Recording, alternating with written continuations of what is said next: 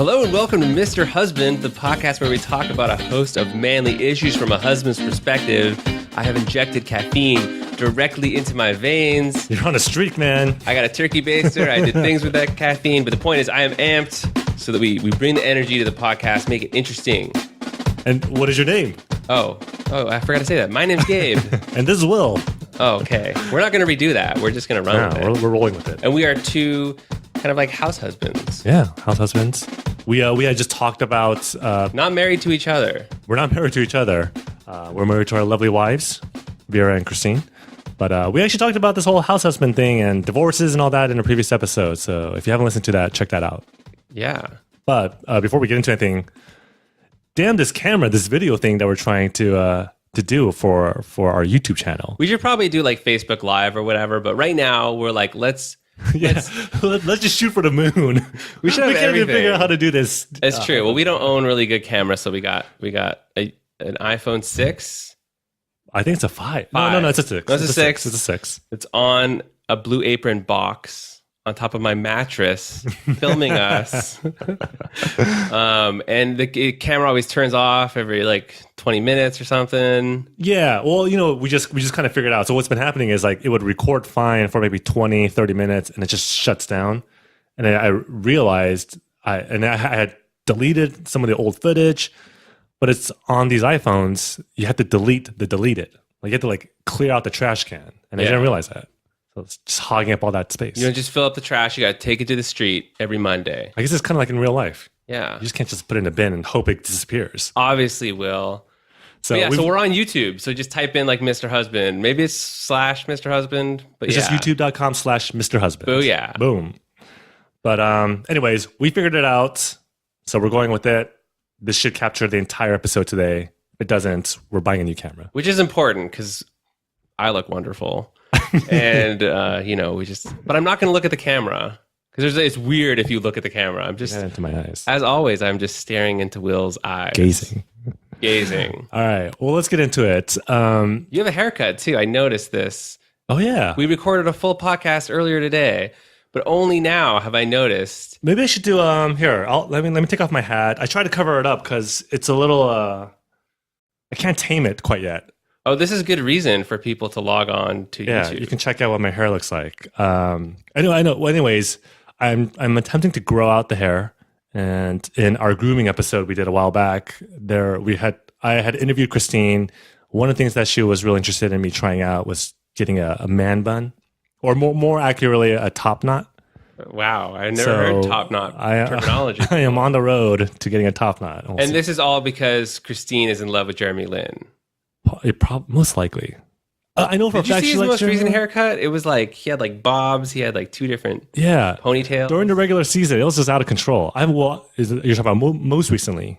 Is that he has a ponytail? When he joined the Nets. The Nets. Okay, I haven't seen that. He had like a split in his hair, and then it was like both sides were tightened to the side. Oh man, he's all over the place. Yeah, he's a free thinker. The Renaissance man hairstyle.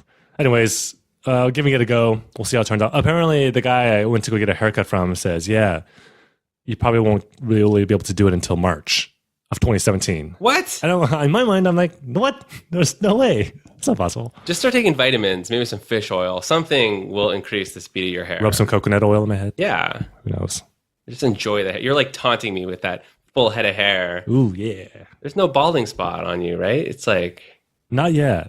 But let's not jinx me. Enjoy it. No, let's jinx him. Speaking of looks and things we do to our bodies, we want to talk about tattoos today. And one of my good friends, Daniel, also a listener of this show. Shout out, Daniel. Big ups. He actually recently, not too long ago, got a tattoo. And not just any tattoo. Not just any tattoo. Maybe, if I can get permission from him to like maybe post it on Facebook, I'll put a little picture of it. But he got this pretty gnarly, massive, and it came out great, but this tattoo of a lion, like a roaring lion on his left chest. I already found him intimidating, but now... now you're never going to talk to him. Yeah. Especially when he walks around without his shirt on. Yeah. And so I actually wonder, I should ask him if he's intentionally made a bigger effort to like work out so that he can go shirtless everywhere he goes, Because I feel like if you're doing that, you should make the effort. That should be a workout plan. It's like you're going to get a tattoo, so you better firm up that arm. Right. Otherwise, What's the point? disaster. But Daniel got a tattoo, and interesting enough, it sort of like coincided with the birth of his firstborn. Although I don't think he got it because of his son, but I think he's lying. But he had newfound confidence. I think he said something like he kind of pseudo-justified it. This is a big thing. People who want tattoos who use their kids as reason. For the most tenuous of reasons. Do you think you will get one and you'll use your kid as a reason for getting a tattoo? I've thought about this, but I am like way, way too regretful of a person. Like that's not going to happen. It's just not going to happen. I would always get it all lasered off. It would just be a disaster, and Vera would get angry that I was spending so much money. So yeah. Fair enough. I'm curious. Have you? So it sounds like they're cool though. Yeah. I mean, it sounds like the answer here is yes, or maybe it's actually no. It's a firm no. I'm not. But you haven't thought about or have a desire or want to get a tattoo. Basically, no. Okay. What about you? I have. I sort of did a little bit of this analysis, and literally, I feel like maybe 2 years ago, I was at like a 70%. Like I would do it. Mm-hmm. But now, as we sit here doing this recording, I've dipped below 50%. Like I have less of an interest. I have anxiety about people showing me their tattoos because then I feel like I am compelled. It's like the cute baby thing. Someone shows you their baby, you got to say it's cute. Mm-hmm. Someone shows you a tattoo. You can't be like, I don't like that. Or like, I'm not that into it. You have to be like, I love that tattoo. That tattoo's so cool. I'm so proud of you. Wow, it's so great. Right? Like oohing and eyeing. Yeah. The art that they have on their body. A lot of people, they got, so tattoos. Yeah. Some people have some pretty messed up tattoos. Every lion tattoo I've seen, for the record, is amazing. But, Right. And this is one of those things that in life you do not want to skimp out on in terms of like trying to find like a bargain price deal for a tattoo. That's true. Like any 2-for-1 deal, any 50% off, any like check in on Yelp deal for this tattoo, right? Like those are the ones I feel like you should avoid. Don't online purchase any tattoo thing. Yeah. I don't like, imagine if you go there and the tattoo artist is like, oh, this is my first time doing this kind of tattoo. Right. Actually, who's the person? Like if someone is just graduating from tattoo school, I don't know if that exists, but let's pretend it does. Let's pretend tattoo university. Yeah. And so they're like working for a shop now. Like who's the one that's like saying a customer's raising their hand saying, yeah, I'll be your first subject. So I think the way it works is you tattoo like each other. You tattoo yourself. That's a big thing. Ooh. Right? Yeah. And then there are some people who are just like, yeah, I'll do it for free. Yeah, give me a tattoo. They start simple, right? Mm-hmm. But the hard thing with simplicity is like you're dealing with more like lines. You better be able to do a straight line. Right. I probably imagine. And by the way, if there are any tattoo artists out there listening to this, school us, educate us if we're getting this all wrong. We clearly did hours of research for this topic. Yeah, hours, days. I'd have to imagine maybe in addition to that, some people are like doing pseudo tattoo, like not on another person's body, but like just there has to be some sort of material. Maybe a pig. Practice. Yeah, I know in medicine, pigs as cadavers or whatever. That's like the first thing people learn how to do stitches. So yeah, they're probably tattooing pig skin. But this is the future. There will be a tattoo school, and our privileged children will be like, "Daddy, I don't want to go to UCLA. I want to go to like the Tattoo Academy of San Luis Obispo. I want to be the premier tattoo artist of my generation. I want it so badly. No, son. Well, and, I kind of mentioned that now I'm sort of at 40%, like I might get it. I'm wondering if there's like a universal age where it just drops dramatically, exponentially in terms of like, yeah, I wanted it yesterday, but now that today is August 2nd, 2016. Meh. Well, it's changed culturally because clearly there are way more tattoos out there. Right. And like if you look at ads, there's a lot of like, not just like, chefs and stuff have tattoos, but like there'll be like an ad for like Chase Bank. And there'll be some like hip banker with like a little tat. Ooh. I made that up, but That's it provocative. feels believable. They're like, people with high paying jobs, normal jobs with like 401ks and stuff are rocking tattoos. So it can be later in life, but I will say you gotta let it marinate for a while. Right. The people who do impulse tattoos, at least if it's like your first one, you gotta be like sure for like a year, right? At least minimum. At minimum.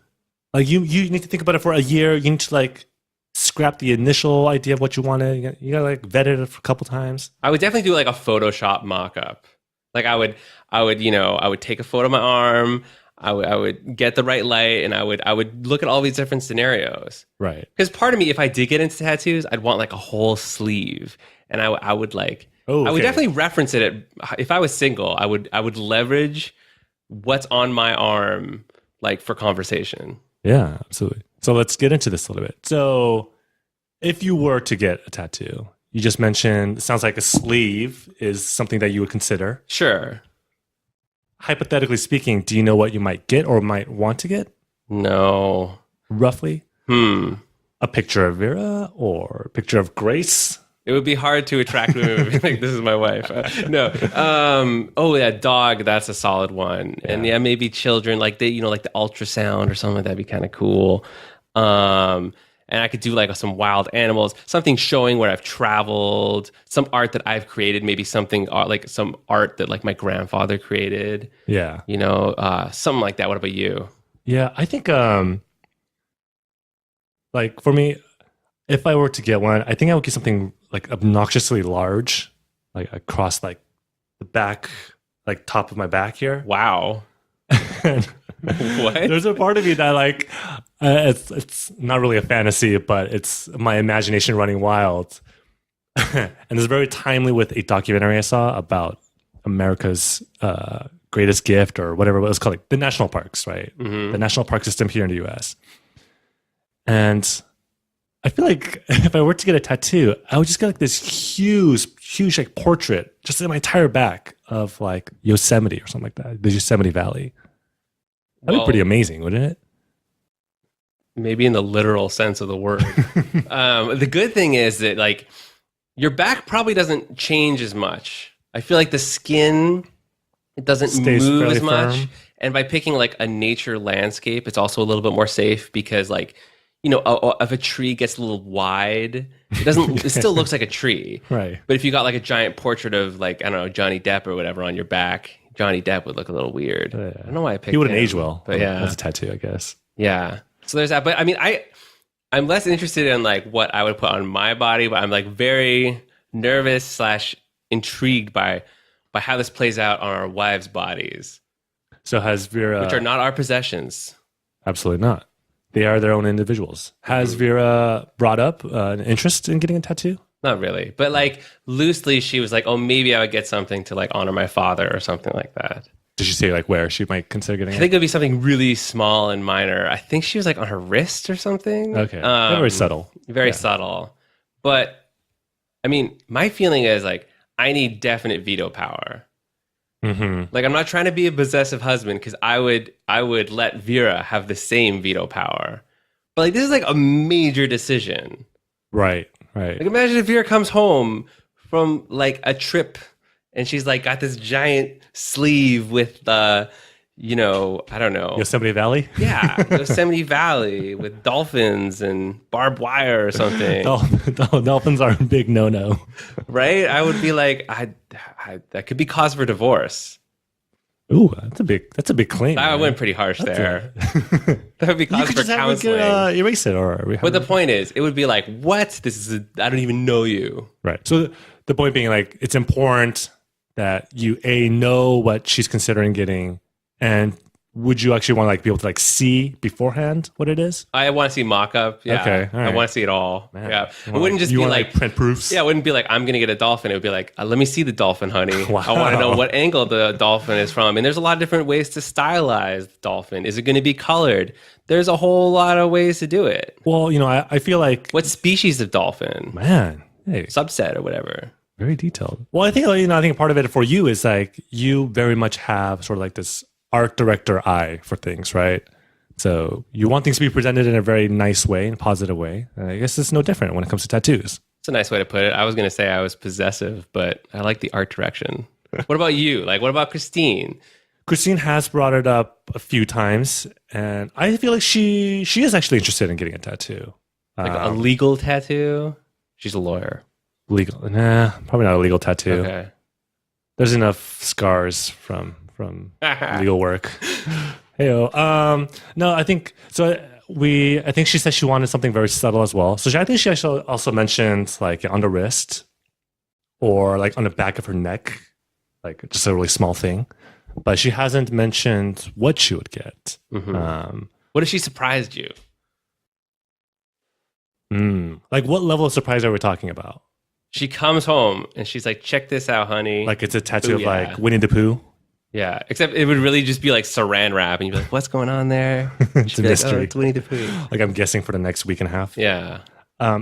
Well, I'd be okay. You know, I think it's one of those things where I guess it depends, but I trust her judgment. Unless she got a tattoo after a rough night of drinking, then I'd be a little suspect. But if she came home and she surprised me with a tattoo, if it was a smooth night of drinking, knowing that she didn't get it while intoxicated, I'd be okay with that. And again, I think a big part of it is because I just sort of trust her judgment on stuff like this. And I don't. I don't trust Vera's judgment. But that sounds Vera's wild. No, I don't trust my own judgment. I feel like you should okay my tattoo. It's such a big choice. Like when you buy a house. Yeah. Right, which is less permanent than a tattoo. You get inspectors and everything like that. You get it assessed. So I just want some okays from people who know better than me. I think that's a fair position. I'll respect that. Having said that, let's go get tattoos after this. If we were sponsored by a tattoo parlor, they paid enough, I would do it. Maybe let's start with temporary tattoos. Kind of work our way up. Yeah, mock it up. Yeah. In any event, tattoos, very interesting. So here's another thought that kind of came to mind. It just had to do with possessions. Speaking of my possessiveness. That's right. Oh, I like that. Mm-hmm. I like what you did there. Okay. Should I introduce the next topic? Yeah, go for it, man. Speaking of Gabe's possessiveness, we thought we should talk about like this notion of possessions. This notion of like what's hers is yours and what's yours is hers. Did I say that right? Yeah, that's right. Okay. This whole idea came up when at my previous job, I had a boss who also got married roughly at the same time that Christine and I got married. And one of the things I was kind of asking him, like, what is the biggest difference now that you're married? And he just kind of summed it up very succinctly, which is before we got married, we lived together, and things like if she were to leave socks on the floor or leave a shirt on the floor, I would expect her to pick it up and clean it up, like take care of herself, right? After we get married, though, there is no like her, there's no me. It's if I see it, I'm gonna take care of it because it's sort of like us, the us moment, if you will. Yeah. Wow, that is profound. That is pretty profound. Before Vera and I were married, we would brush our own teeth, but now we brush each other's teeth. Do you guys share toothbrushes? That's like the so you really went to like the heart of it. There are lots of possessions to share in the world, but sharing a toothbrush, who does that? Probably not one. Yeah, actually, I know a person who, or a couple, I should say that. Are they minimalists? No, they just. I think it's one of the things where like they just grab for whatever's more convenient. They have like two blue toothbrushes, probably. No way of distinguishing. Yeah. It's quite poetic, and maybe it's good. Maybe like you introduce some like bacteria, like positive bacteria. Like it's good to have new bacteria into your mouth. You're trying to your microbiome. give more of yourself to your wife or your spouse. But yeah, no. So we have separate toothbrushes. Mine is green. Hers is blue. Mm-hmm. Yeah, I mean, and. We have different toothbrushes too. I was trying to think. There was actually a moment in time where I think Christine used my toothbrush. I don't know if I cleaned it out after she used it. Anyways, that's neither here nor there. But anyways, I mean, this brings up this interesting conversation about possession. And as married men, do you feel like your perspective on like things that you buy or things that are yours, it has changed a little bit? Yes. It was hard at first. Like, so when we got married, I had like all of the possessions. Like everything in our house was like mine or given to us by my parents because they downsized or they moved houses. So like 90% of the stuff is mine. And the only thing Vera really contributed was like this cutlery set from IKEA that has these plastic handles and they're kind of like kids cutlery. But then we bought some stuff together. But the point is, at first it was hard, right? Because she would be like we had a couch. Right. I had this IKEA couch that I bought. It was green. Don't ever buy a green couch, people. But I kept it clean. Like I never put my feet on this green IKEA couch. Okay. We get married within 3 months. Like the seats are like brown from her feet being on there. So what's the moral of the story? We got a different couch, but so that was hard. And I lent Vera my phone once, my cell phone, because her phone was like needed to be repaired. Her screen was broken. Give her the phone for 1 day. It comes back scratched. The screen was scratched. Were you like upset, or were you just like internally you were just like, oh man? I exercised compassion and understanding. Some restraint. But I do think that now that Vera makes considerably more than me, I can't be the least bit selfish about my possessions. Right. It's ours, baby. Like it really is. Yeah. Yeah. But no, it is. Was it hard for you to adjust? No, I don't think it was too difficult. I mean, there were like some things that like we kind of had to like figure out after we got married. One of the big ones I think actually is like finances. Right? This whole like conversation of like, do you pool money together in a single bank account, and do you guys draw off money or use the same credit card account to spend on purchases?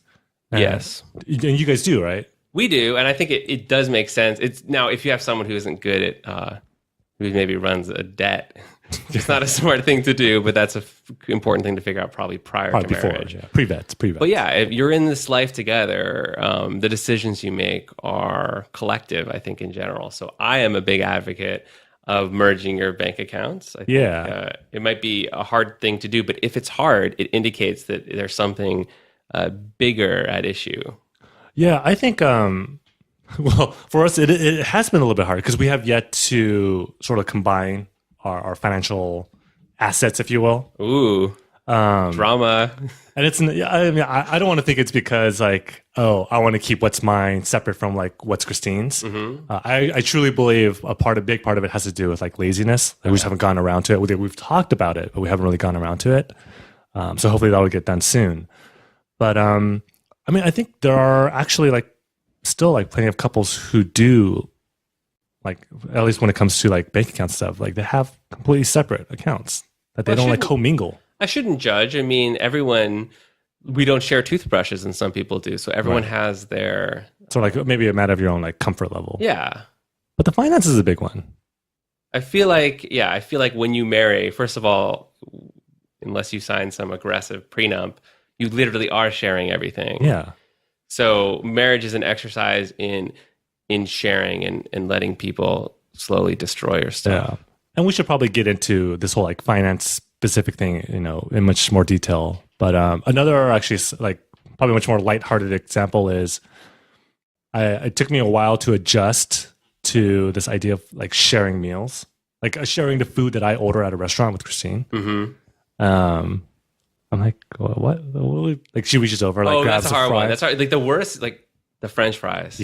I feel like I go to In-N-Out with Vera, and I'm like, okay, I'm gonna get a burger and fries. I'm like, do you want fries? And she says no. And I say it again, do you want fries? She's like, no, I don't want any fries. So I don't order any fries for her. But then when I'm eating the burger and fries, that little hand comes over and just slowly takes them away. Do you feel like maybe that's like a test? She's saying no, and she wants to see if you are willing and so kind to share your fries with her. Well, I think it's because she doesn't want to eat something too unhealthy, so she just wants a little bit, right? Right. But I'm not willing to share the little bit. You're like, no, it's all. I'm like, just get a separate thing of fries. I'll pay for it. Oh man. But yeah, the food one's kind of I think I'm much better now where I'm like, yeah, of course, just take it. But there was a point where I was like, and I don't think it wasn't as if I was like overtly in Christine's face, like, ooh, no, you can't have my food, or like, no, get your own stuff. But there were like small parts of me. And so I was like, oh man, she's grabbing for another fry. What's going on here? But there's lots of great sharing. Like, actually, with food in America, portion sizes at restaurants are so huge that often you can share like your own meal, like just share one meal. But I mean, when you do marry someone or you live with someone or whatever, you just start to share things that you have to buy individually. Right. Heck, you could even share a car depending on how it works. So there's an efficiency that comes with being in a relationship. Yeah, and I think there's probably further efficiency in like what do you call those marriages, like the like 4 people marriages and stuff? Polygamy? Yeah, think of the efficiency that happens in polygamy. Because they just share everything. Yeah. At home. Although maybe they need different beds. I don't know how it works. Yeah. For all of our polygamous listeners, send us your emails. We'd love to learn more about your lifestyles and how you share things.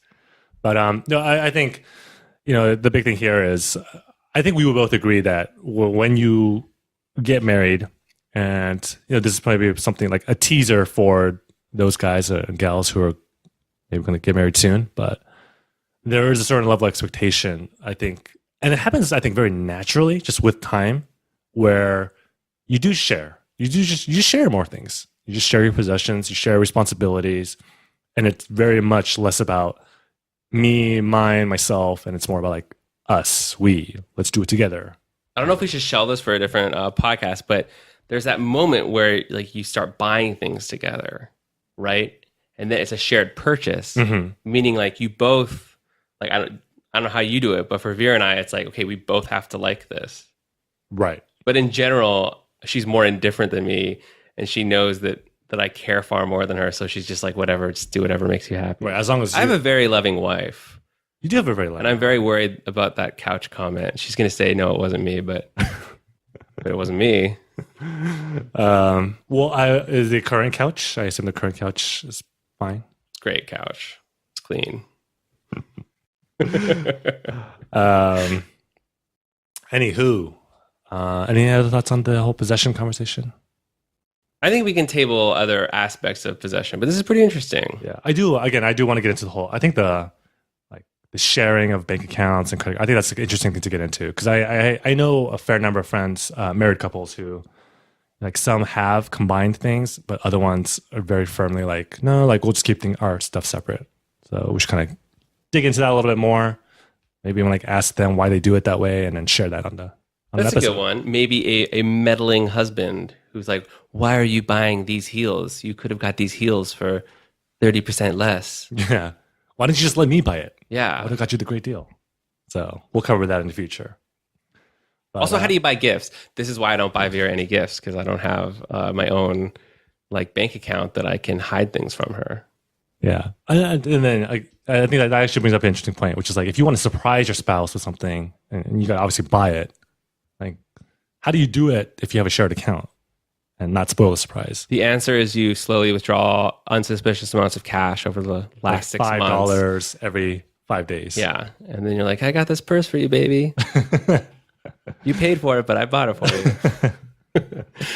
Anywho. I think we've kicked these topics enough to the curb. Yeah.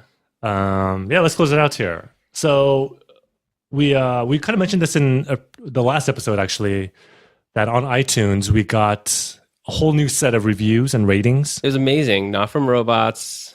Not from robots. Not from dogs. Not from people. Not from us. That are named Gabe or Will. Yeah. Not from our parents, I don't think. But we mentioned a couple of them, and there was one more that we wanted to kind of feature and kind of give a shout out to. So I'll just read it off. This one comes from JS_123. Does anyone have a normal name? No. Were there 122 JSs before this person?